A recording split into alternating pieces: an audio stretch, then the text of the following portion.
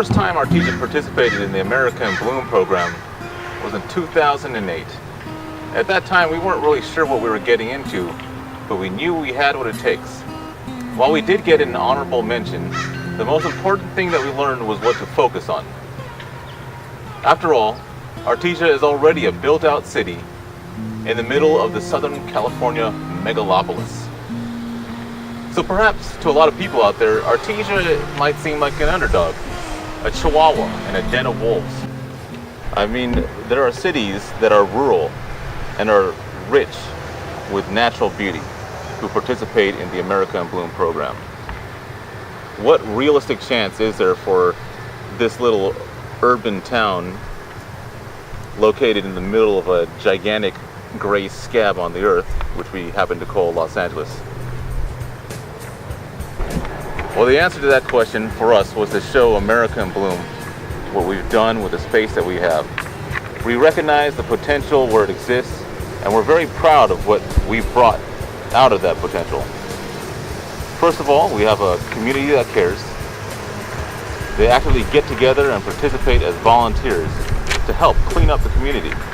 My name is Brenna Rubio, and I'm on staff here at New Life Community Church here in Artesia. It's been a privilege over the last 18 months or so to be involved with the developing partnership of churches, civic organizations, and of course our city government, a partnership we're calling Artesia in Action. The vision of Artesia in Action is in many ways very simple. It's about bringing hope and restoration to our community through beautification projects and potentially other efforts. There were several months of initial meetings where we were gathering together other churches in the area, other civic organizations, having conversations, really just exploring who might be willing to partner with us, and then what kinds of projects might we be interested in doing. So the beginning effort started in about March 2012. It was only in August 2012 that we really were able to start getting our feet wet with the first project, and that first project was a really good one. It was really interesting. We were able to go up to a neighborhood around Paddlefoot Park in northern Artesia, and I think make a real difference by helping to clean out a former gang hideout in that community. The city had identified this large property as an active gang hideout, and they had been able to move the gang members off the property. They were even in the process of purchasing the property at the time they asked us to consider cleaning it up. The real problem with the property was that it was still just a huge mess. You'll probably see some images of that. I mean, it was just filled with trash. The other big problem was that there was fencing around the property and even some illegal structures that really impeded visibility. So how was the city to know if the gang members came back in? How were the police to be able to see easily what was going on in the property? It was a real issue. So we agreed. We were thrilled to join and to do that cleanup as our first project. So that morning, with the city's logistical support, a group of 40 volunteers completely cleaned up the property. We tore down the fencing elements that blocked visibility, tore down those illegal structures, we swept, and we hauled out so much trash from the property that we completely filled up 2 huge trash bins. The difference was just incredible, and I think it made a real statement to the community. Unbelievably, with that many hands, the entire cleanup took less than 2 hours. We have community gardens that are cared for by service groups, like the Women's Club Rose Garden. Despite our very moderate climate with few extremes, Southern California is a relatively dry place, and as such, the native vegetation has evolved to be drought resistant and beautiful as well. Xeriscape, not Zeroscape, but Xeriscape, got this bad reputation for being cactus and boulders and rocks, hold on, right? And what we have done is we've taken this from the 80s, from the approach in the 80s, which was, well, as long as nothing in your landscape needs any water, then that's great. And if it looks a little funky, then, well, so be it, we're saving water.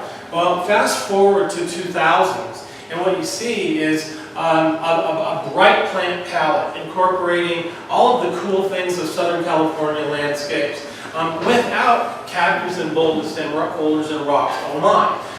We are actively preserving our heritage and have a historical museum and a renovated fire station as part of our historical district. The museums are operated by the Artesia Historical Society. Hello, my name is Barbara Applebury, and I'm president of the Artesia Historical Society. The historical district comprises of 2 museums, One is this Frampton Dantama Museum, and the other one is Old Fire Station number 30. Both of these properties are at the end of a block, and in between that block is been designated by the city as a historical district. Eventually, we hope to have it completely landscaped. We do have conceptual drawings, and they're absolutely beautiful. It will be sort of like a park setting. One of our main goals, and it's a big one, is we would like to have a red car, the old electric red car that used to run right through Artesia. And that's a major goal we'd like to have. We have a 1875 school bell that was from the very first school, and we hope to build a bell tower for that. A gazebo, water fountains, anything to make it beautiful, and we hope eventually to have all of that completed. So in a nutshell, we recognize that there are some beautiful landscapes all throughout our country with grand scenic vistas. But if you ever find yourself in a little enclave called Artesia, California, pay attention to your surroundings, because you're going to be in for a visual treat.